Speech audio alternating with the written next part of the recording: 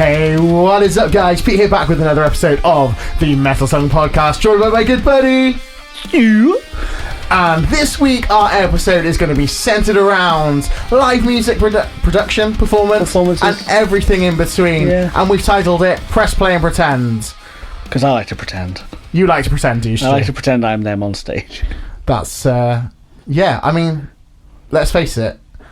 All of our dreams for live music started off wanting to be in a band, didn't they? And yeah, definitely in my early days. That's why I used to listen to music before I used to go to sleep. Absolutely. I myself on stage. Remember when I used to play bass, pretending to play along and pretending I was on stage and used to play along to the songs, and I'd be like, wouldn't just play them, I'd be like doing performancing as well. And, so doing your stage props and your alignment. Yeah. With the other members of your fake band. Yeah, the literally. broom in the corner. Yeah, literally. And then I realised I wasn't very good at bass, so I started singing. You're not good at that either, but thanks for that, Stu. No, it's all good. It's all good. In all fairness, I will. My mum does give you this one compliment, and it basically means, when I'm in the car, obviously your music is on my playlist. I will confess to that, and my mum will basically be in the car, and I'll be like, I'll remind her, well, by the way, this is Pete's band, and she'll be like, it's really hard to believe that he can scream like that, but he talks so weird and differently, because you've got such like if you compare your screaming and singing to your talking voice, it's completely different. I don't think they line up. I sound a bit deeper today because I've had a cold, and cold voice. I mean Thursday, it was hard to talk, and then Jazz goes to me on Friday evening. She goes, like, why couldn't you sound like that all the time, or words to that effect? And I was like, oh, great, thanks. My normal cat is gone. Pete. Yeah, stop sucking helium. Apparently I just breathe helium. I don't breathe oxygen, I just breathe helium. Yeah. You do, like, your metal singing is like really kind of rustic, and like I describe it like a beer, because when you're on stage, I've always said you're like a beer on stage, but when you talk, you're quite polite, and that goes with the campness, doesn't it? Yeah, but you are quite like, I wouldn't say camp, but you are very polite, and it is there. Yeah. But yeah, then when you watch you on stage, it's like, it's not the right person. You've seen the Barney the Dinosaur meme, haven't you? Where it's like metal vocalist off stage, and it's Barney the Dinosaur metal vocalist on stage. Metal vocalist off stage, and it's like an actual dinosaur. Yeah. And my phone started playing music randomly. It's kind of like, have you ever heard, you came with me to see a bit of Cradle of Filth one year at Download Oscar. Yes. Now, have you heard Danny Filth? Yeah, but have you heard Danny Filth talk? Yeah. He's got one of the most best presentable voices. I know. Yeah, he's not camp, but yes, he is. He's chill. He's chill. He's quite well spoken. Yeah, eloquent. I watched the interview with him. I remember me and Danny watching it, and we were like, "No, that's not the right person." Yeah. He sounds like he's got shit together. Yeah. I know. He's very organised and very, using big words and everything. I was like, "What the crap is going on?" It was an interesting one, wasn't it? But I think it's almost like a presentation on stage, isn't it? It is. I think you go into a persona, don't you? I suppose you've got a kind of. I mean, you look at, like, I've seen Ozzy live performing for Sabbath, and I've seen him perform for himself, and it's the same energy every time he goes out there. Yeah. And I think Sam summed it up one year, and he basically turned around and went, fuck, that man's got some energy on stage. Yeah. And you see him in videos, and there's always that, like, kind of guy just, walking around quite slowish, and there's always those memes made about him and stuff like that with his, like, speech and stuff like that. But when he's on stage, he's running around with so much energy. His last show must have really hurt him because he couldn't, move around. I was going to make a joke then. I was going to say, what helps? Cocaine. Drugs. In all fairness, apparently when he did tour with Sabbath, the first time I saw them, he admitted that he partook in the narcotics.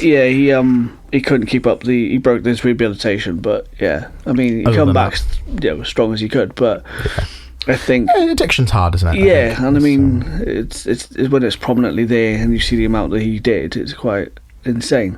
But watching him on stage, honest to God, like, even the last time I saw him before he took really ill, it was like watching a toddler just run around and cause chaos because they've got the energy, and I can vouch for that as you can. I have a toddler at the moment, so definitely can vouch for that one. But obviously we want to talk about live performances, I suppose, and we've got some other bits we want to kind of talk about But yeah, it's... Yeah. I suppose today's episode, really, we wanted to talk about sort of like a full live band playing just what's live versus a band that uses backing tracks. I'm gonna sum this up ahead of game. I like both. I don't have a necessary preference for either. I think there's a room for everything, because absolutely there are some things you cannot just perform or play live. And we'll also touch on the old digital amp versus real amp conversation, because that's an interesting one amongst the new musicians. But yeah, I think it's an interesting one. Should we?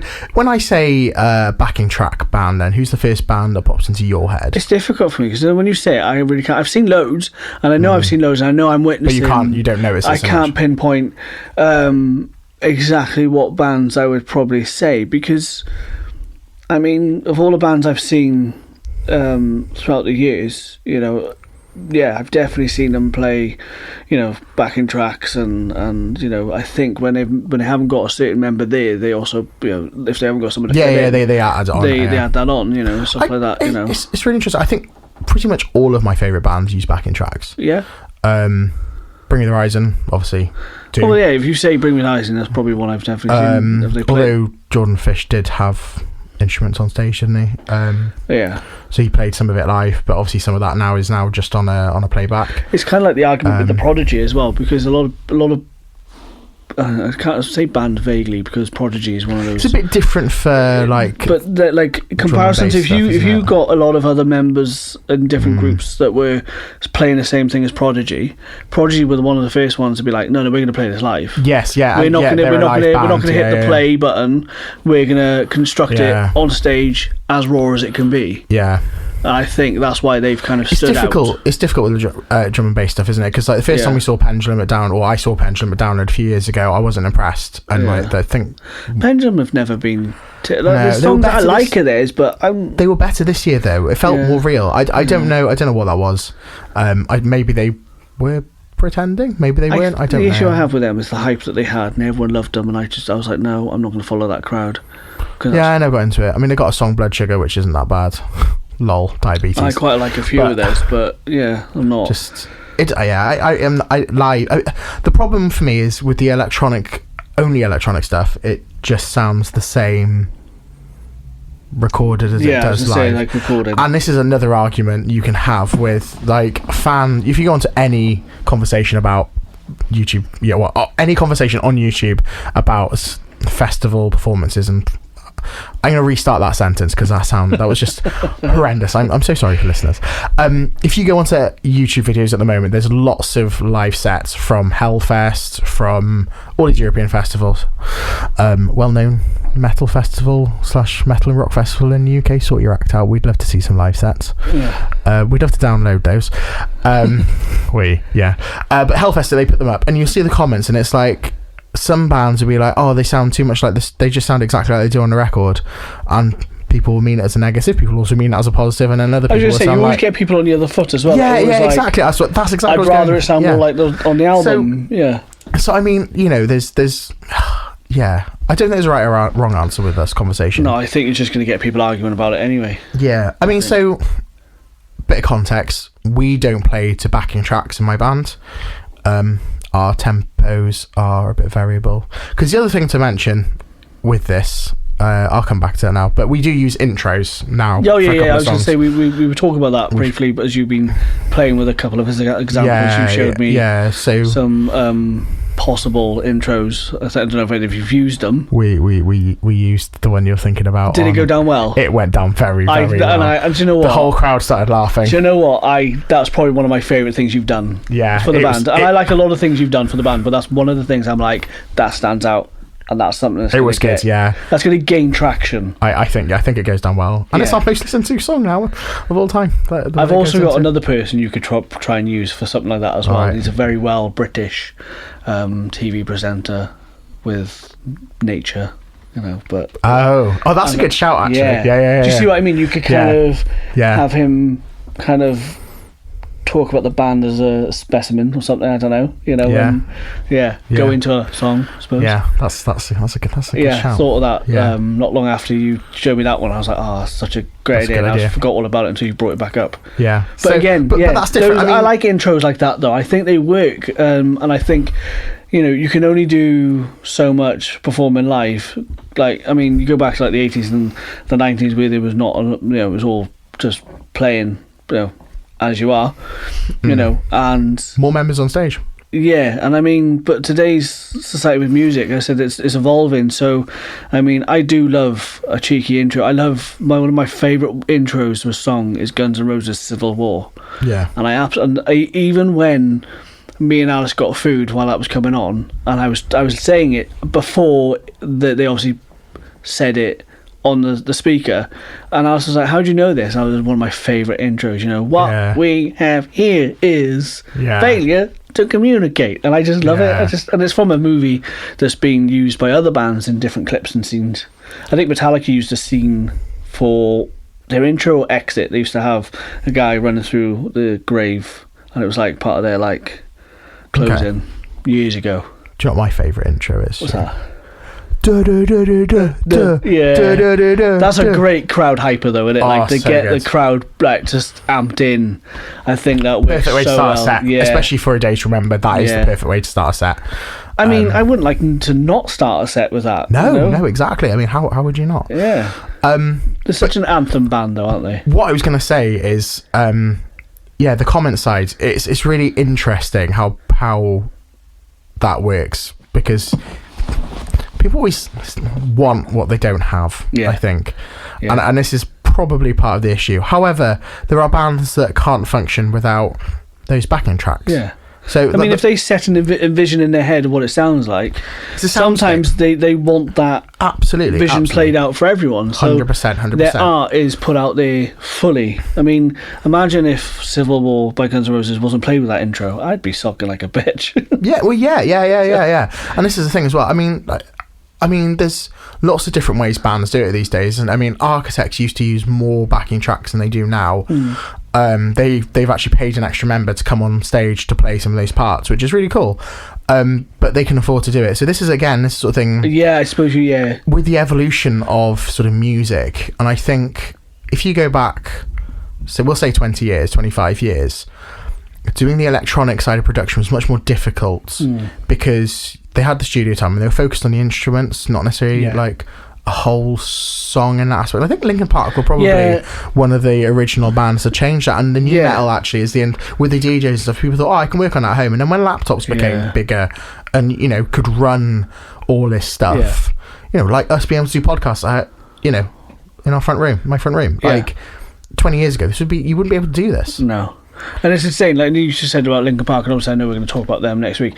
They're probably one of the ones that did do stuff like that, because they we'll talk more about it on the next week's episode, but they really pushed because they wanted to kind of stand out more. They wanted to drive something that was theirs. And again, we off mic, we talked about hip hop and how they sampled music, and I think that's where Linkin Park, Mike Shinoda was heavily based on hip hop, and I think that's what came into Linkin Park from his side of things. Well, Faint, that intro alone is it's from James Bond, isn't it? Masterpiece. Reversed, stepped Wild. up, tempo changed, cut, rejigged, and it's like when you think about it, it took me years to learn that. Not learn that as play it, because I'm not to learn that knowledge. Year or last year we found out, wasn't it? It was amazing. That came out, and I love things like that, because I mean, the more you learn about things, it's fantastic. Because like you're obviously on about playing backing track. I mean, you look at most artists involved, especially like Eminem. I was listening to that the other day with Kate in the car, and on one of the songs, I can't remember which one it was, but it was just a simple beat. It was just like a hi-hat, a snare, and like just a bass drum. And all the beat was like dun, dun, dun, dun, dun, like that, and I saw something, just nothing else. And it's like, that's clever, but that's digital as well. But it's interesting, isn't it? Because I mean, like, so one of my favourite bands who you're now starting to get into, we mentioned quite a lot on the podcast, actually, probably more than any other band actually. At the moment, probably Currents. And it's interesting because when I listen to them in cars and like headphones, it just sounds incredible. but every time I've seen them live, it hasn't quite sounded, and that could be because we're sat in not the prime area. It might be that. Well, also venue speakers and stuff. Yeah, they always seem a little bit bass heavy, and it's not the band playing live. It's the mixers. Well, I think they were right Slam Dunk when I saw them. I didn't see them then. So it might just maybe be I was the in venues. the right location, right sound. Yeah, exactly. We did have a lot of bleed from other stages though, but they did. But I remember Download last year thinking, oh, they sound good, but the backing track sounds slightly out of whack. But again, venues, don't always get it right. I say venues. The venue PAs aren't always tuned in correctly for the bands and stuff. So that's that is what it is. And Download's a festival as well. So, but they, half their sound is backing tracks and stuff like that. So, and it's just atmospheric, isn't it? And stuff like that. It builds a story, I think. Absolutely. So that's why I think it's got its place. I love raw music, and I love songs that, I'm old school. I like thrash and stuff like that. But I think new metal, I think they started sampling and using DJ sets and stuff like that. Yeah, I think that was the gateway to it, wasn't it? Yeah, we probably got more of it, and I suppose because we kind of grew up with it, I think if I went to see Limp Bizkit and they didn't play a certain way, I'd be like, well, that sucked. Yeah, 100%. It's part of the identity of a band, isn't it? Yeah, I think. Yeah, and I think, the fact, like we started to go into, the fact that, I can spend a couple of hours just layering sounds to create a small piece of music that can be an intro for something or what have you, or an intro to a set. But you can expand on that and write a whole song around that, and the fact that you can do that these days at home and not spend much money, if any, if you're using the right samples and what have you, it just shows where technology's come, and that's why it's there for everyone to use now. And I think that's why you don't have the members on stage playing those bits, because it's more layered sound as well than anything else. Yeah, because didn't not to drag anyone through the mud or anything, but didn't Ronnie Radke cancel a performance or a couple of gigs because they... I was going to come on to this. Some of their kit went missing. I thought you were, so I thought it would be the punchline. Laptops went missing, but had the bits they needed. I mean, how would you feel about that? Because I can understand that to a degree, because like I said, if you wanted to put on a show that was going to tell a story... It's not even that. I mean, I'm sure most of the listeners know who Ronnie Radke is. Yeah. I mean, it's that God is a Weapon song, for example, which is obviously, this came out a couple of years after that whole incident, but there's a lot of backing vocals on. And he's done videos saying, no, I'm actually singing, I'm just singing along with the backing vocal, which I want to just add in there, is really hard because you have to be exactly in tune. Yeah. Which, because you'll stand out, shoot 100%. 100%. Yeah, you're going to be the odd one out. 100%. I mean, even trying to sing in tune when you're playing hard rock metal with someone else singing is hard enough, let alone singing to something that is pitch perfect because it's recorded. Yeah. So, guy's got pipes, but guy can sing. It's an interesting one. I think it depends on the band, whether it matters or not. Obviously for us, it wouldn't matter at all. Weirdly, I had a dream we were playing a gig last night that the tracks just failed, and we're like, okay, well, we just play on, because we don't have any tracks in our actual songs. No, you just got the intro. Exactly. So if the intro didn't work, then 100%. You just play the song. And we are going to add some effects, sort of into the next release, into the songs, but we won't play them live. We won't even bother playing live, because this is the other thing I was going to get into before I'll come back to Ronnie Radke now. If you're playing to backing tracks, you're playing to a click, you're playing to a set time. Yeah, you can't deviate. You've got to be. I know you're going so tight. It's literally, you've got to play to a clock. Yeah. For those of you that don't know what a click is, and you can't deviate, because if you deviate, those sound things that are going on in the background are out of time with the music, and it would sound horrendous. And also, if you're a band that wanted to get X amount of songs out in your performance, some of them speed them up. Exactly. By a couple of beats, but absolutely. Maybe some might be noticeable, some might not be noticeable. We've noticed a few in our past. Well, I was going to say Linkin Park were probably the biggest noticeable at Downloads when they were it hit 3 minutes past 11 and they started playing another song and you're like, oh great, but then they upped the tempo, didn't they? So I don't know if they play to a click or if they don't. I'd be interested to hear if they do play to a click. I'd be very interesting because they must have sped that click up to get that song in. So that's an interesting it's really cool either way. But they might not play to a click. But it's clever either way, like you said. It's intelligence to kind of work something differently that you've created. Yeah, absolutely. You've got to make it sound still as good. Yeah, 100%. As it does normal beat. You don't want to be like, oh, let's speed this up, and then it just sounds trash, and you rush through your set. Psychosocial by Slipknot is. Do you know what? Yeah, last time I listened to that, that was too fast. Do you think? Yeah. I don't think it's noticeable live. No, there was the last time I saw it, I thought maybe it's because Corey did say like he was under the weather. No, they do it. They do it all the time now. Yeah, no, but I was saying because of him being under the weather and because of the thing, did that like pick up more for me? Maybe when I have seen it, because I love Psychosocial. Might be because you had and it is a song that you can play fast. Might be because you had a slightly autistic friend who decided to say they played this one faster now, and you're like, well, no, I was aware they played it faster.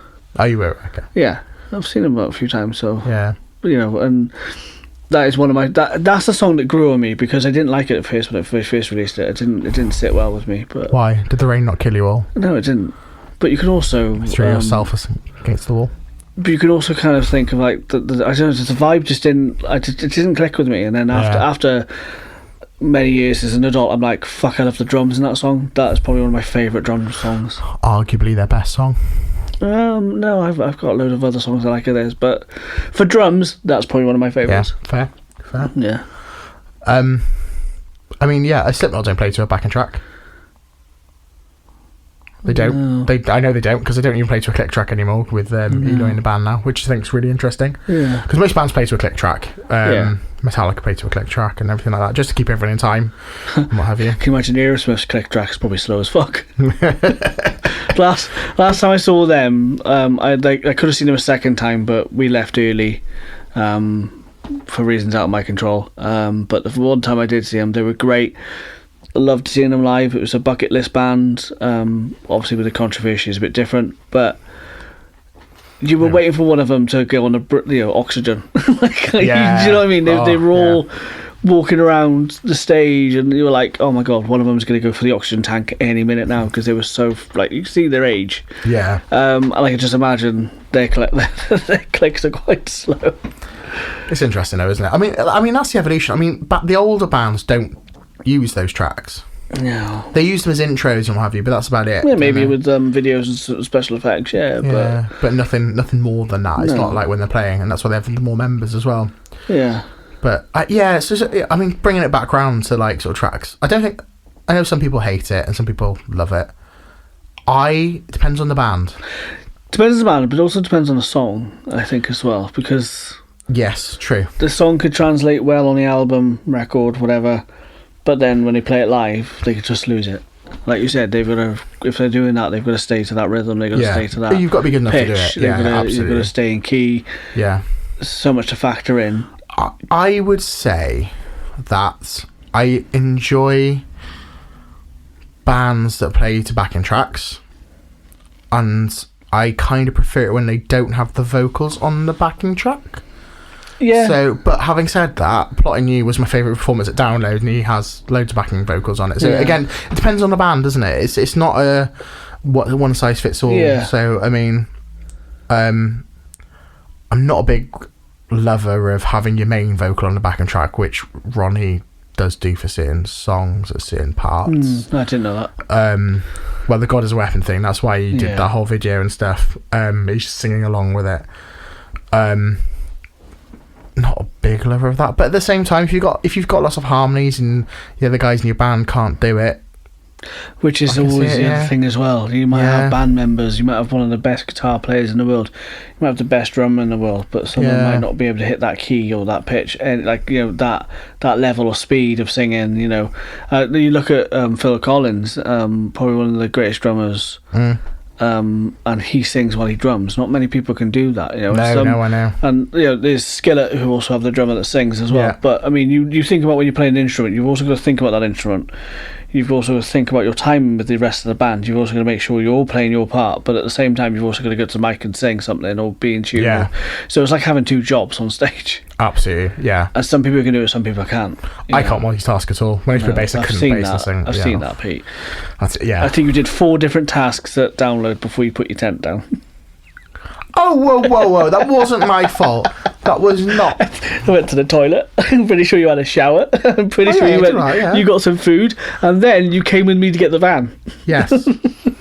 There was someone asleep in the tent while we did most of this I know, but I do find that funny. And we had all that stuff in the tent, and then it started raining, and it's kind of like if I laid a trail of candy out, you'd be like, ooh, piece of candy. Yeah, that is me, 100%. Yeah. But, I mean, some of us do it, some of us don't. I'm easily the one that sets up a task, starts doing it halfway, and he goes, oh my God, I'm going to go do this now.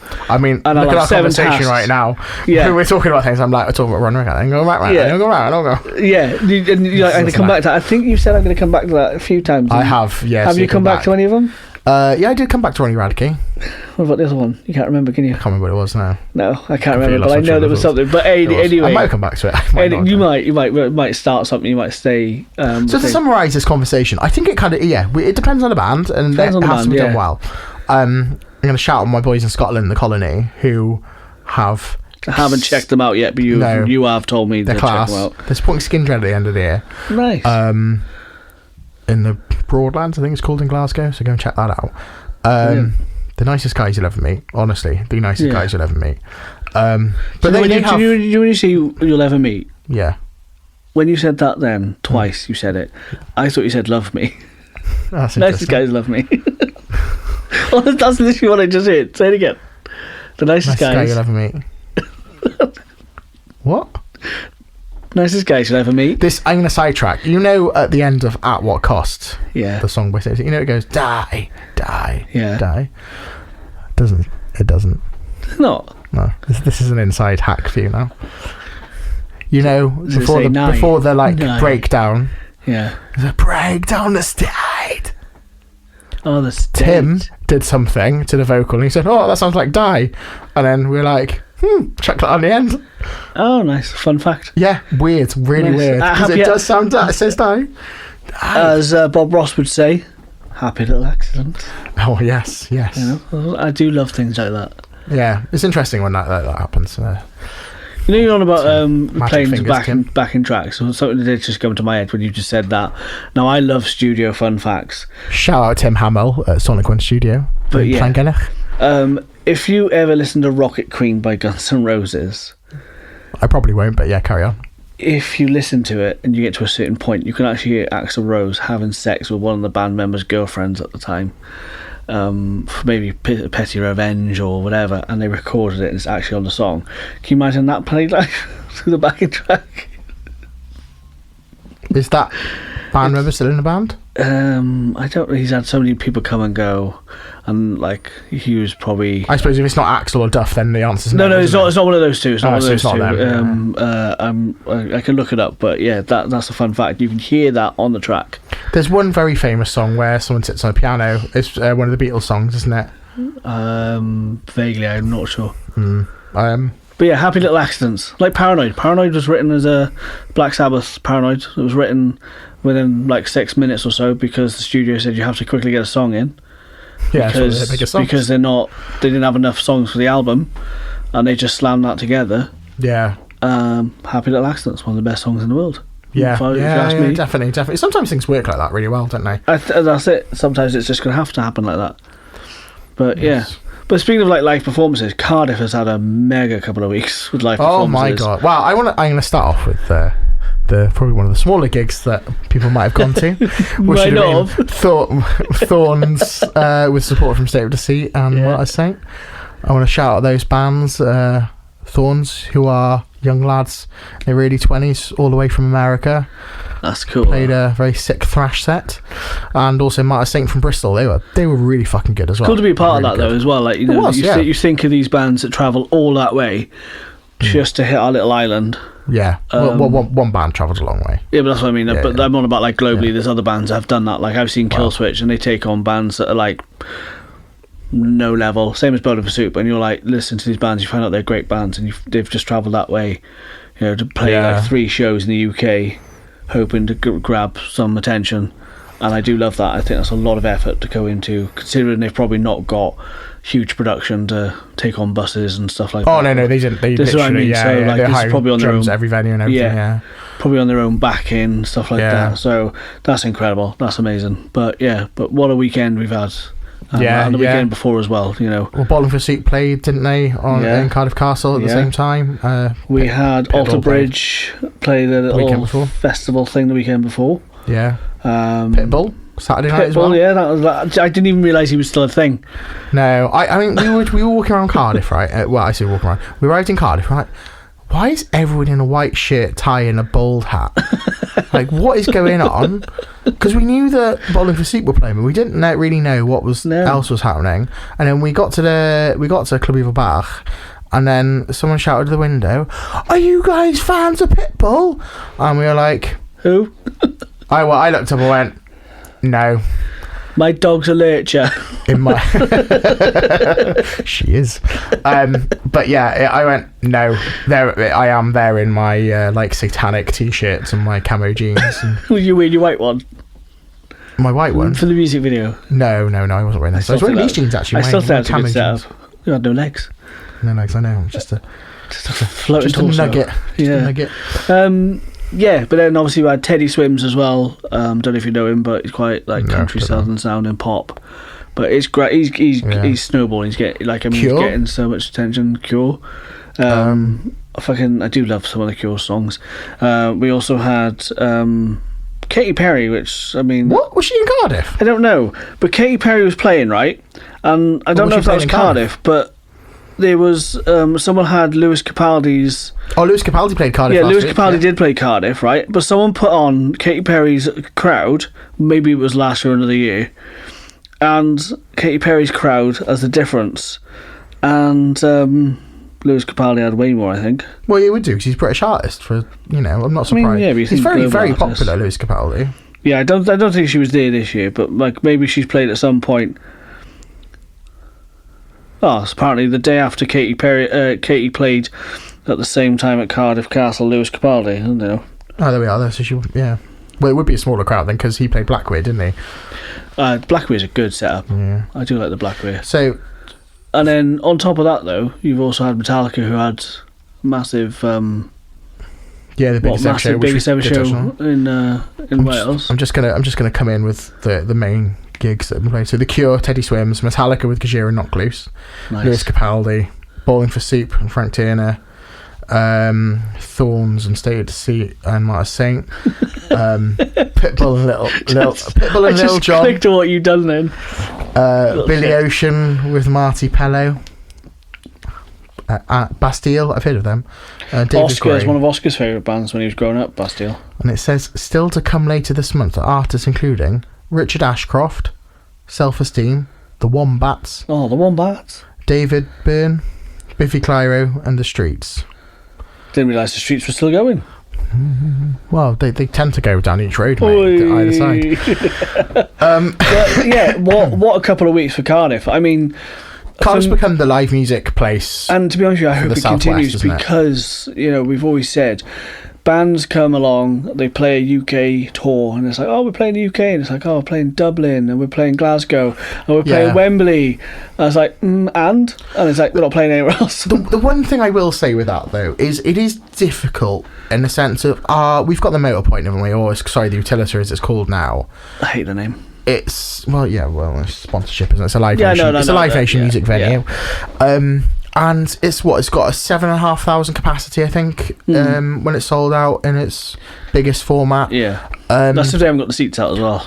Yeah, obviously, yeah. So it's really tricky because it's an arena, but it's like... But then you go from the Principality next, isn't it? Is it? Well, you've got the Castle, but the Castle's only a venue in the summer. And if you can get it, yeah. So you have got a staggering sort of venue, because you start off with Club Evil Bach, probably the smallest touring venue, which is a few hundred people. But then the Blackweir's been picking up a lot. So I'm going to come on to that. Yeah. Then you've got Students' Union, which is they've got a couple of venues, haven't they? They've got a few rooms here. A Blast, which is I think 600-700, and then you've got great venue, by the way. I preferred a Plus when it was soulless, but I did, but I've seen some of the best bands here. Yeah, Great Hall then. Yeah. Which is just around 1,000 people, and then you've got a big jump then to Motorpoint, haven't you? I see. Yeah, no, there's a. And then you got the Castle, which is around 10k, and then you've got Blackwheel, which is between 30 to 40k, depending on your sources. Yeah. And then you got the Motorpoint. Sorry, it's not Motorpoint. Then you got the Millennium Stadium, which is 76,400, as we found out with Metallica selling out. Yeah. Which, I mean, you know, for location, there is options, but I mean, you've got to be able to sell those tickets as well if you're going to go big. Yeah, and Cardiff's a small city. Yeah. Because I can tell you now, we had a disco loadout, Stu, on Saturday. Yeah. I don't quite understand what that means, but we had that anyway. So the gig finished by 10 o'clock. All the roads were closed because of the gigs finishing, so we didn't leave Cardiff until 11:45. Oh my god! We were just sat around, like we went and got a pizza, and then we. If you could do something like that, we just had a few drinks then. Like after one of your gigs, we went for steak, and I think that was really cool. That was the Steak by Night in Swansea. Shout out. We need to do that again. Yeah, we do. Bring the kids along; they'd love that. But so venue-wise, and I think at the moment, I think it's great to see these artists come through, and the Blackway I think is fantastic since that's been building. I know there was arguments whether they were going to do it and stuff. They used to put the gigs on Sapphire Gardens, but I think they've stopped that, haven't they? Yeah, I think it's moved to Blackway. Yeah, I think this is where it came in. But I forgot about the depot as well in Cardiff, actually, which I've never been there. No, do you know what? I love the depot. Tram Shed. Yeah, and Tram Shed. Oh my god! We just added 2 more venues. Tram Shed is a great venue. Yeah, Tram Shed is good. Pain in the ass to get to if you walk in. And if you're going, but if you're going to town, driving, parking, even worse. Yeah. I parked in like Murder Village. I don't know where the fuck I parked, but I wouldn't go park there again. Yeah, it's a bit sketchy. Like some junkie was talking to Kate as we were walking back to the car, and I was like, "Faster, Kate. She's on something because she's chatting to you a lot and fast." Yeah. And. The depot's a little bit further out, isn't it? The depot, decent parking. That's a couple of thousand, especially if you get accessibility parking. Fantastic. But a size venue, brilliant. You know when we saw you saw Killswitch Architects? Oh yes, yeah. It's kind of like that setup, but bigger, isn't it? Yeah, bigger and two halves. So you've got like another half that's smaller where you come in, and they had like the merch booth and stuff there, and maybe a bar. I think but there's a bar on the other side of the wall. Okay. But the size, fantastic. I think it's one of the venues I'd love to go back to, which I am going back to, funny enough, for President, I think. Yeah, that's right. Yeah. So. Yeah, fantastic venue, good size and great atmosphere. I think So what we're saying is Cardiff has basically got all your venue needs now. I think so because obviously between the Blackway, the depot, they've recently kind of sprung out. Yeah, they have. They're run by the same company as well. Yeah. Oh yeah, they are. Yeah, definitely they are. So they've kind of sprung out in the last couple of years. Not very, very new, because the last newest one I could think of was the Tram Shed. Yeah, Tram Shed. Yeah. You know, I've seen some great bands here too. But yeah, it's interesting, isn't it? It's for a small city. Yeah. I mean, Cardiff's smaller than Bristol. Yeah. Overall, if you include the suburbs, quite a bit smaller. It's got way more, and I suppose it is the capital of Wales, but also it's the furthest point from most of Wales as well. If you think about it, if you're up north. Oh yeah. I mean, let's not go into geography now. Right. Yeah, I know. Cardiff is the worst place to have a capital. I mean, it's worse than London, really, logistically. Yeah. But you're absolutely right. But yeah, so Cardiff, we're quite lucky. We only live 2 hours. I think we are. But I'd like to see, we are seeing more artists, which I think this is the start of something great. I think, and I want to see it continue because it gives us the opportunity to see bands live. Because obviously you mentioned about like these backing tracks, or you say whether they work with the band, but also whether it works with the venue as well. Well, that's right. Yeah, I did touch on because it depends on the venues and how good they are as well, doesn't it? Yeah. There's also sound engineers as well. I mean, it's a very difficult job. Trying to make sure the mix is right. I mean, it's put it this way, like it's hard. You know, because I've spoken to you about it, but we've just moved to about a year ago we moved to an in-ear rack system. Yes. So for those of you that don't know, we now play through digital simulation amps. We'll have a conversation about digital versus real amps in a minute. Right, make sure you go back to that. We'll get back to that. Don't get distracted. We won't. It's on the list. Don't worry. So we moved to digital, so we don't have to lug massive cabs around anymore, which is beautiful. Yeah. And then we send the signal off, and we split the signal. We give front of house a signal, and we give ourselves a signal into our own mixer, which we control our mix, and then that transmits to us. But I tell you what, every venue is very, very different in terms of sound. So we were when we initially did it, we thought, oh, we'll be able to set it up once, and then we won't have to touch it. Oh no, we have to make small adjustments every time. Okay. Because some stages have subwoofers underneath them, so you feel a lot of bass. So the bass needs to come down. Another venue you might play, you are literally 15 foot in front of the drum kit, so we have to turn like our little drum microphone up a little bit so we can hear the drums, or the reverb might be. That's really interesting, actually. Yeah, and it's something like, and actually the colony I spoke to about it. So you were hoping just to plug and play? We are pretty much plug and play. I actually Saturday we were plug and play, so it's the least I've ever changed anything.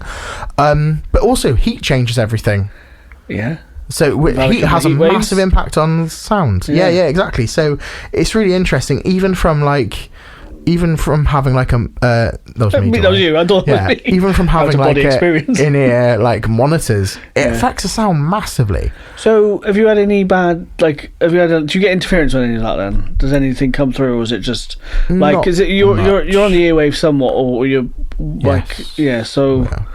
Because it makes me think back to the guy who was at Download from Clutch, and he had the news reported in his ear. Yeah, we talked about that, didn't we? We did talk about that. So, I mean, we do. We're still learning our way a little bit with it with frequencies, because sometimes if the signal's too strong, it cuts out, apparently. It can overload. Yeah. So it's I've spoken to various different people about it, because it's a bit interesting. Yeah, because I mean, you think if it's not enough power, you can understand it not working. Yeah, but enough too much. Power, too much. So the only should thing work better. We don't have massively expensive systems. I've got a Shure in-ear monitor system, which I bought a number of years ago, but.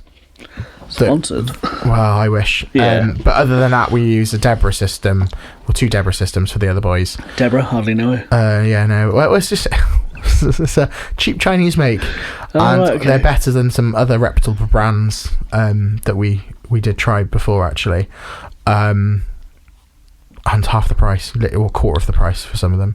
So, which is really interesting. There are some issues with it, but the problem is there's so many small factors, from the quality of the in-ear monitors to the quality of the signal to the quality of the mix. It's actually quite hard to pick out what we have refined it over the year. We're much better now doing it, if that makes sense. For my brain, it's not in where you are. So is this what most bands have then? Is they've all got that? Yes.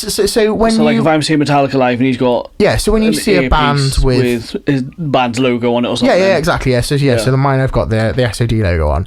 So when you see a band and they've got stuff in their ears, they will be unless it's earplugs. Some bands don't play with them, but mostly, I'd say probably 95% now. Have in-ear monitors. And you can get different types. You can get cheap ones on Amazon for 15, 20 quid. Or you can get Shure ones, which are between 90 and £500. Or you can get custom ones, which start at 300 to 10 grand. Suppose it doesn't matter about the value. It depends what works with your setup. But it depends what you want from them. Equally, and it depends what you do as well to what you need. So it's kind of like when I buy headphones. I want headphones to play as much of the music as I want, but I love to hear the vocals. If I start losing vocals, I start losing interest. So when you're talking about that, you're talking about drivers then. And obviously within ear monitor, you imagine they sit in your ear. You could wear headphones, so they'd give you a better sound, but less sound isolation from outside. The other thing I'm just going to quickly go into there, they're really good at protecting your hearing. Yes. So good. Because you're right there with all the amps and stuff as well, and the drums. And I've got custom in-ear molds, and it's the best thing I've ever bought. I can stand in front of the drum kit, not have any issues at all. I can hear everything absolutely fine, and it just mutes everything out. The other lads have got Shure SE215s, not SE215s, they've got SE315s, I think, which have got 3 drivers in. They've just got those, and they're all pretty happy with them, apart from John, who prefers the the cheaper ones. But that's all. It's all personal preference on that as well. It's down to what because you can get in-ear monitors that are the most expensive ones. They're Ultimate Ears, and they're like $4 or $5 and they've got like 24 drivers in or 12 or 20. I mean, the sound clarity would be amazing on that. I'd love to have some, but at the same time, I don't need it. No, I've got 4 drivers in mine. Does the job, no issue, no problem. They're really good. Mine are from Lugs In-Ears, which are a Northern Irish. Yeah, they're a Northern Irish brand. I was going to say, Lug sounds like an Irish thing. Yeah, they're from Northern Ireland. Really good, really good. I've had them for about 18 months now, and they're absolutely, they're top job. But they don't make the ones I have anymore. They used to do lots of different versions. Now he's condensed it into one. There's a guy in a shed. He does a lot of hearing mobility products. So shout out to Lugs NI, because that's the website. They're genuinely really, really good. Yeah, that's what but yeah, so that's a bit of background on that as well. Nice. Again, if you've got backing tracks, all that stuff helps. You need to have that because you can hear. And the reason we actually went to digital amps, the reason we went to digital amps is because we wanted to go to in-ears, and you can't. It's very difficult to run real amps with in-ears unless you've got a sound like someone to do the mix for you each gig. Yeah, when you're saying that as well, though. Well, I'll just finish what I was going to say. Yeah, I was going to say, you're going to have to explain that to me. Okay, so the reason we did... I'll come on to that. So the reason we went digital is because we were playing venues, we do a sound check, and then when we come to play, we couldn't hear anything. Right. Not because we were deaf, just because we couldn't hear it, because it was like... You rely on... change because you've now got people in the room. That, but also, like... there'd be like no bass in the monitor to start with, but then as the night went on, it heated up. Yeah, there was loads of bass. All you could hear was bass, and you're like, how am I supposed to sing? I suppose that adds to the bodies in the room as well. Absolutely. I mean, I've used in-ears for a number of years, and I used to just have vocals in and just rely on like stage sound for guitars, which was fine, but it's not great. It's not great for singing, but at least I could hear myself sing because I played. And if you can't hear yourself sing, it'll be like that video of me in the studio from all those years ago when I'm singing horrendously out of tune, because I literally couldn't hear my own vocal because the sound guy hadn't put my vocal through my things. So I'm trying to sing along, not being able to hear anything apart from... Makes sense why it was so shit. Literally, I couldn't hear anything. So I was so out of tune. Because it is as much as we thought it was funny and it was a great laugh, it's one of those things where it's like... It's not your fault, and it's not. If you were dicking around, it'd be like, yes, because I mean a dick, but like you're trying. Tim was like, what's going on there? And I was like, I can't hear myself sing. And he goes, oh yeah, sorry. And then we did it, and it was fine. Yeah. Which actually is one of my favourite parts of that song on the album. Yeah, that wasn't the original chorus either. No, I had far more words in it, but it didn't work, so we simplified it in the studio. Sometimes you've got to. Absolutely. But yeah, so you want me to go through why digital, and we have to use digital? What am I looking at, though? What's like, when you go with the amp, like, is it like a physical amp on the stage? So historically... Or is it fed through to your ear again? I'll come through to that. So historically, use a digital... historically, use an analog amp, which is ones and zeros. I don't understand how amps work. Okay. But they work. And then they feed music into a speaker. The music is played out from said speaker, and it's captured by a microphone who would then pump it into a PA, which then gets transmitted to the crowd. Yeah. So for example, you'll see speakers with Marshall written on them, probably orange. EVH. Jim Root was a big I think he was sponsored by Orange. I think he from Slipknot. Still might be. Slipknot still play with real amps, by the way. Even though they don't have them on stage. Who were the other big brands? Fender make them as well. There are countless brands of speakers and amps. You'll often see amps and speakers of the same make. You'll often see them slightly different as well. Mesa Boogie, another good one as well. A PV as well. Some of your favourite albums would have been recorded with some of these amps. But anyway, effectively, what people have worked out how to do now with the advance of digital technology is to do like an amp capture. So what you have is a little computer basically replicating that sound. Right. And the way they do that, for the most part, is they all work slightly differently. So you've got lots of different brands. You've got Kemper. You've probably heard of a Kemper. Yeah. So Kemper was probably the first Someone's fallen down upstairs. Yeah, dog probably. Where was I? Oh yes, you've got Kemper, you've got Axe Effects. Trying to think of the brands. Quad Cortex, I think that might be Axe Effects actually. I might be wrong on that. And you've got Tonex, which is the affordable one, which is what we're currently running. And they're like £300, whereas a good amp alone is £1,000. Really, £800 to £1,000 if you're buying it new, whereas a Tonex is £300 new. Just because where technology's come on.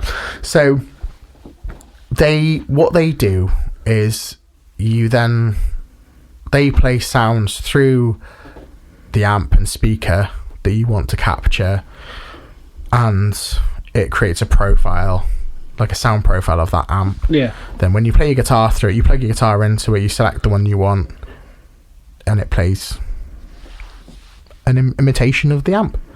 That's why it's called an amp sim. Oh. So it simulates, and they all do it slightly differently.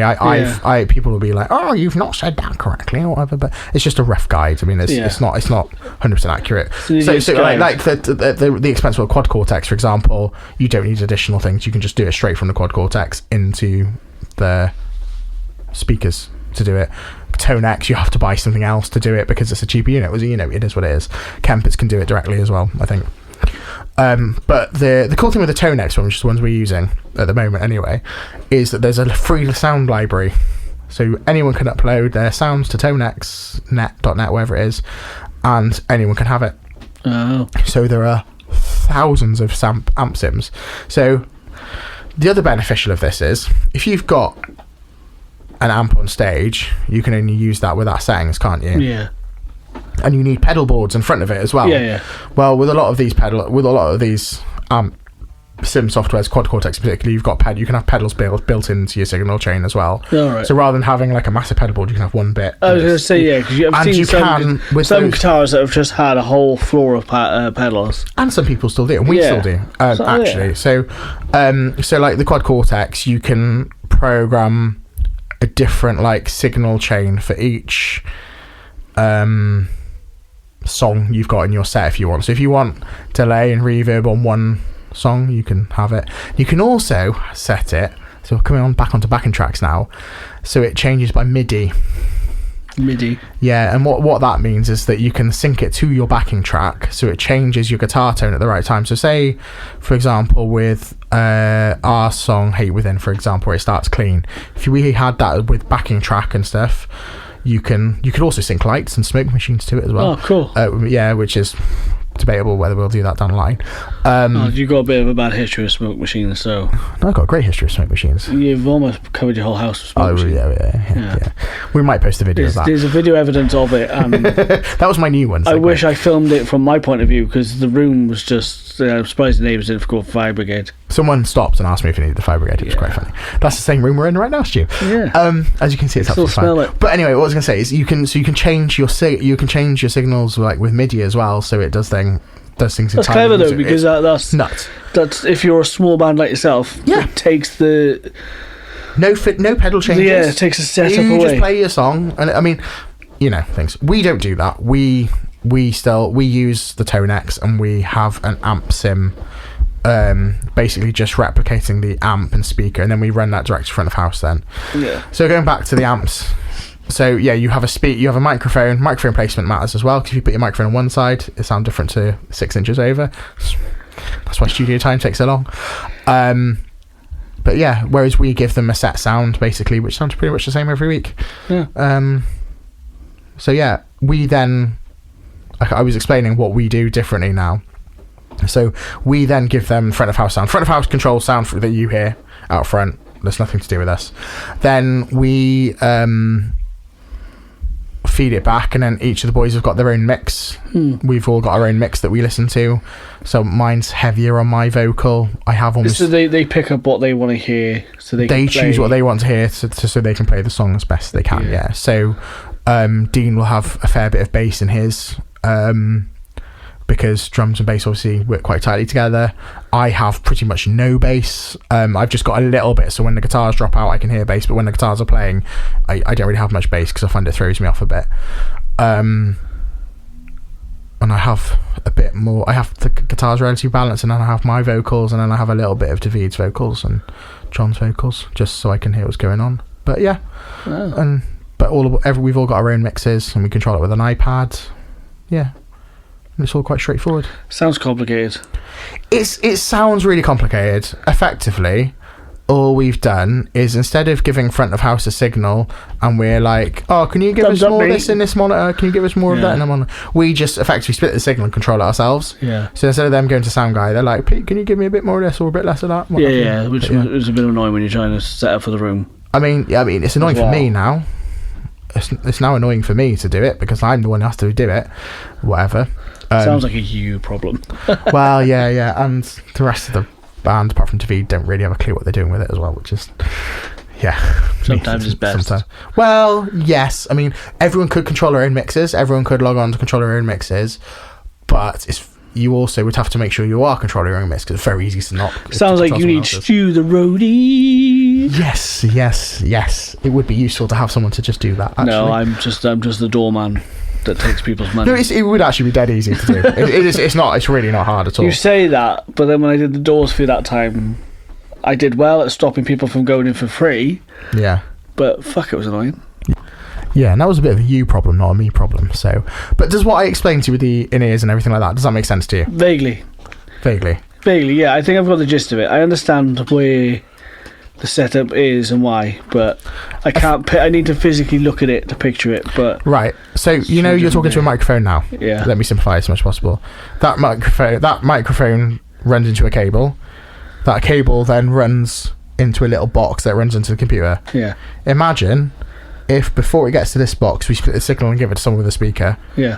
And then that's all we do. Yeah, that's what basically. Yeah. But what about this mic? For those of you who can't see, because we don't have any video at the moment, is Stu is holding an SM58 switch mic, which was the first microphone I ever purchased. Really? That one, yeah. Without the red, it didn't have the red bell on the end. When I bought it, I added that on, but it's a little bit garish. What do you mean garish? It's a bit garish. It's a bit too red. Too red. Yeah, it looks a bit bulbous. Anyway, real amps versus fake amps. Do you have a preference as a listener? No. To be honest with you. And this is where from someone that's not got an autistic point of view on like sound quality, or that can really delve into that sound. Yeah. For me, sounds good. I do have what you just said, and I generally don't really care that much, but I'm also not a guitarist. I will say this: there's going to be someone out there like that. They can pick it up. Oh yeah. I mean, you can tell. Yeah. Even I can tell. If you A/B them. Yeah. Sorry. What was that? I thought you were going to cough. Yawn, but I'm trying to. I'm sending you to sleep, Stu. No, the Metal Tongue Podcast, the perfect podcast for Pete to talk you to sleep. We haven't really had much laughs this week, have we? No, but listen, right? I'm tired. I've had a busy weekend. I've drained myself of blood. Oh, we'll come back to that in a second. Hold on. Anyway, so you can tell the difference, but to be honest, I think that when you're in a mix in a room, no one really gives a shit and no one can tell. No. You can tell if you play one and the other, yes, but if you just do one all the time. Yeah, I suppose if you said to me, right, that's what it sounds like, and you played maybe a similar song on that, and I'll be able to pick it up. But as far as I'm concerned, I'm vibing. Exactly. I'm just enjoying life. I don't think it really matters. I think it's better when you record with a real amp if you can. But then amp sims are so good these days that I don't think it really matters. And things are improving, I think. Yeah. Oh yeah. I mean, yeah. The advancements of technology. It's just 4 years ago. You're looking at £1,000 really for amp sim. Now you can get them for £300 brand new. Yeah. And they've done a cheaper one as well, which doesn't quite do everything. But I think, and you can have the one thing I didn't say earlier with the amp sims, even with the Tonex, you can have like 150 different amps on that. Okay. So you're not limited to one or two cabs on stage. Two if you're like a pro touring band like Slipknot or someone like that. Putting different sounds. No. You're not limited to that. Having those heads, you can have 150 different sounds. It's impressive. And that's on the cheaper ones. I'm sure Quad Cortex and everything like that will be way more. So now we know. Yeah. So Stu, what did you get up to on Saturday? We said you were going to come back. What I got up to Saturday. It's not Saturday, Peter. No. What I did Saturday was put loads of camping shit away that I've been delaying for the longest time ever. You went camping, did you? Where'd you go camping? I didn't go camping recently. I went camping in June at a event. What was the weather like? Was it nice? It was hot. It was nice, and there was good music, and it was great people. I had great friends with me. Oh, yeah, it was nice. Thanks, Stu. There was this one guy that was there that was annoying, but we won't go into that. All right, he's in the room. But no, Carlos isn't here. Listen, he's all the way in Barcelona. Listen, I love my amigo. Okay, Carlos. Yeah, I love amigo. Mi amor. Right. Sorry, that's Italian, isn't it? Spent too much time with David. Oh, blending cultures. Anyway, it was yesterday. I went to the Metallica blood drive to donate blood. Yesterday? It was yesterday. It was Sunday. Yeah, sorry. Yeah, see, not just me that's tired, it's you too. But yeah, I drank water to get up. I drink a lot of water before I give blood. It's probably my 18th, 19th or 20th donation. And I decided to do it for the Metallica one because I thought, what a great thing to do for a band, that's put it on, and done a lot for it. Yeah, got a free t-shirt. I didn't think I'd get a free t-shirt because I thought they'd all be gone, but no, I did, and 2 guitar picks was given to me, which was nice. But I met some great people there, great service. I love the people that are there. They got a lot of care and attention, and they probably deal with a lot of people, and they've also got to deal with a lot of heat as well, because sometimes they put in a room with no aircon, and that's why they've cancelled a lot of the blood not clinics, the ones that are in the pop-up like vans that they have. They've had to cancel a load of those over the last couple of weeks because of the heat wave, and the ones going forward. I was told the ones that were cancelled going forward that were supposed to be on the Metallica blood drive, they rescheduled, and they were going to honour the t-shirt for those as well. They were going to be given a card to apply for their t-shirt, I think. But yeah, so that's still nice because of the heat wave we got coming in. And I spoke to a lovely individual who deals with the distribution. They were given blood as well. The blood distribution now, yeah. So they were there giving blood, but they also work in the distribution. So the blood that was being donated that day, that person was going to be the one that's going to distribute it the next day. Yeah, okay. So the hospitals, we normally get text messages saying, blood's been sent off. Yeah, you have to order it, I know where David has to order blood from Swansea. Yeah, so it tells you where it's going to go sent off, which is nice, because I like to know that it's not just sat on a shelf. My blood gets used quite frequently. And there was a lovely chap there who was on his 94th donation, and he's the rarest type that gets given to children. Oh, cool, okay. And the person that was sat next to me doing the distribution was explaining that gets split up into multiple bags for children. Oh, that's really sick. So that one donation could save, I think it was up to 2 or 4 people. That is sick. And the advancements as well, they've now advanced on how they can break blood down, and it can be used for different things and stuff like that. But when I was speaking to the person about the distribution, I did ask her, what was the difference between the intake and the supply before the Metallica blood drive? And her answer was, there was hardly anything on the shelves because of the cancellations, the heat wave. There was next to nothing, and because of this, they've filled up everything again, which is good, which is fantastic, because obviously it saves lives. Absolutely. I didn't just do it for the free t-shirt. The free t-shirt's epic, the designs on it amazing, because I was gutted because they did it in Cardiff, and I was like, it's a bit far for me, and it was a bit too short for my time to donate again. Luckily this one landed correctly, and I got to donate, and there's a great team up there, and I got to talk to a great bunch of people that were in the like minds of me, because normally you go up there, you're either surrounded by strangers. My work put it on, so I'm normally surrounded by work colleagues, but this one we were talking about music, and it was nice. And we were just talking about performances we've seen, and the Blackway before, the venues and stuff like that, and it was just nice. I think it was a better environment because it was I was talking about music. We got to talk about all sorts of guitar picks and Sabbath and stuff like that, and Metallica, and I heard as well that the Metallica put all that on. The extra dates with Metallica, that's not the NHS. No, that's really cool. Like They're good guys, aren't they? It was nice because you've got a band that stands that tall. They don't have to. They stand that tall and they walk the walk. They do. They put their money where their mouth is. Their heart's in the right place. And they donated that money to the food banks in Wales. That was just Wales. Just Cardiff, it was. Yeah, just Cardiff. Yeah, that's it. Just Cardiff. But yeah, I mean, but they didn't have to do things that. They could have easily taken their money and be like, haha, I've got this money now. Thanks for buying my tickets and my albums.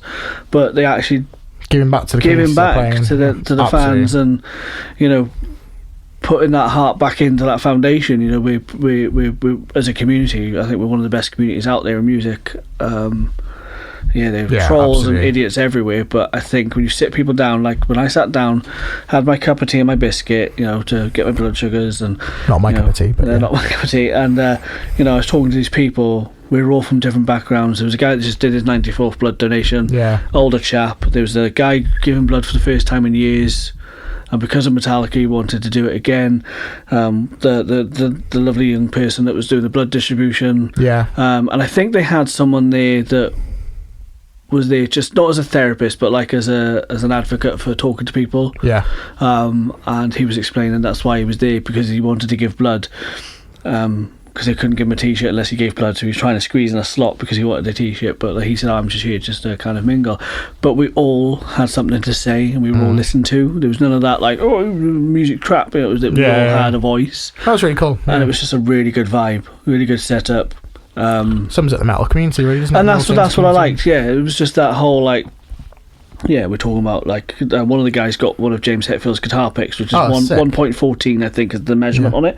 Because we've talked about preferences. I think he likes that one, and I happened to mention about Tony Iommi using the 2p because obviously he's missing his fingers, so he likes the thickness, so we can feel. Everything. Nice bit of girth, and it hits the guitar strings harder then for him, because obviously his fingers. And another guy, we were talking about that then, so it was just, we had this lovely back and forth chat, and the nurses there are all fantastic. If you can give blood, I always ask people to do so. I don't give blood, do you? Well, some people can't. I'm not allowed to. No, you're not allowed to, but I know you would if you could. I absolutely would. I know your heart's in the right place. Same as my wife, but she can't. Again, Jazz can't either, so but I think anyone that can, do so. We don't give a shit, but we can't give blood. That sounded like it came out slightly wrong. It did, I paused for a second, and I was like, I know where you're going. We can give a shit, but we can't give blood. That's what I meant to say. That's it, There we are. That's what I said in my head, and then I didn't say that out loud, and I was like, we don't give a shit. Click that and alter that in to make Pete sound like the villain of the podcast. Oh, shit. I don't give a shit. When you say the wrong thing. But it was fantastic, and it goes back to these artists coming to these areas. I think a lot of artists could do stuff like that. They've got we talked briefly on episodes about people using their voice in the right place. That's one of them. Absolutely. Absolutely. So if you can give blood, do it. I think it's not that scary. No. I give lots of blood. I'm more scared of the pinprick at the start that tests your blood before you can give blood.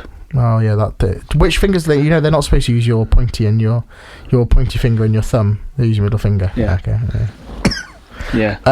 that scares me more than the needle. I've probably done more of those than you would do in 10 lifetimes, Stu. Also, apologies for all the coughing. My stomach acid is killing me. And apologies for my coughing, because I've still got a bit of a cold from a 4-year-old. Happens when you've got kids in school. Gym factories, mate. Absolutely. I can't stand those. Every time I used to send Alice into school, it was like after a break, it was like she's going to come out of there snotted up, virus, illness, whatever, and then within a day or two I'm going to have it. God. A small child is playing games. I think that's a good time to wrap up, generally. I can't rap, but I can mumble rap. Oh, nevertheless, I'm just for the occasion of some of the situation with the beat with your feet, the don't station.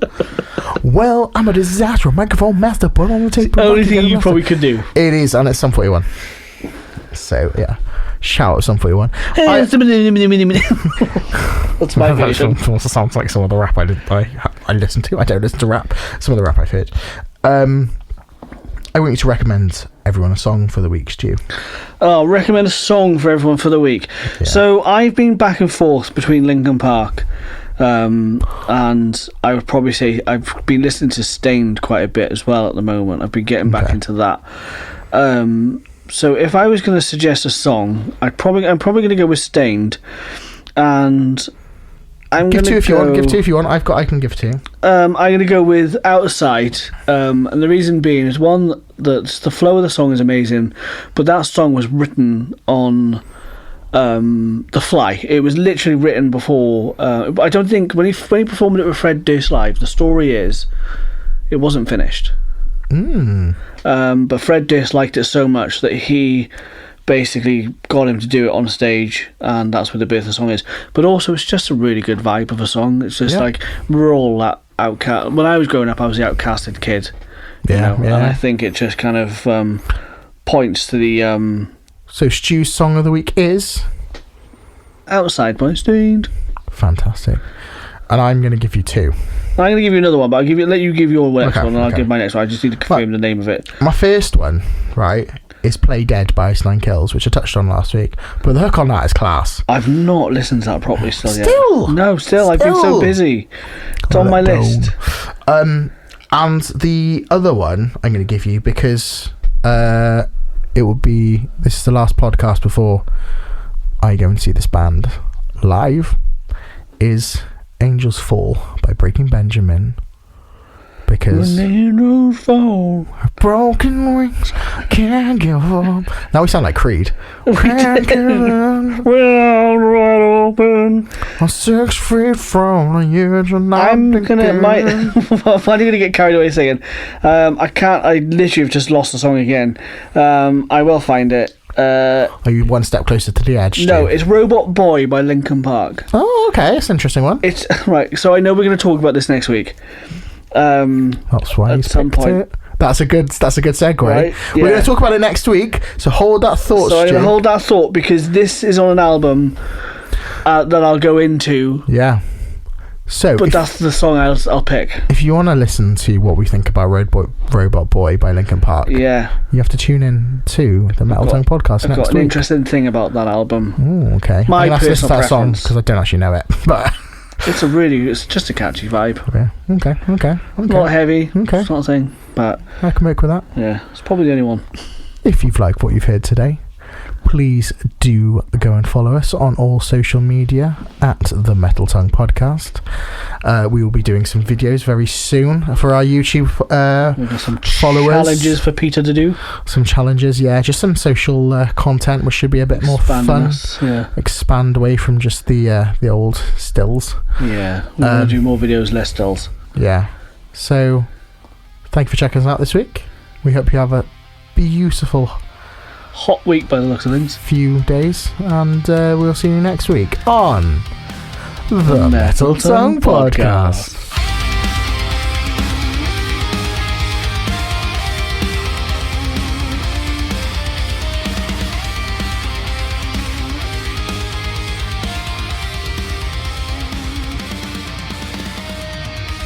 Itchy nuts.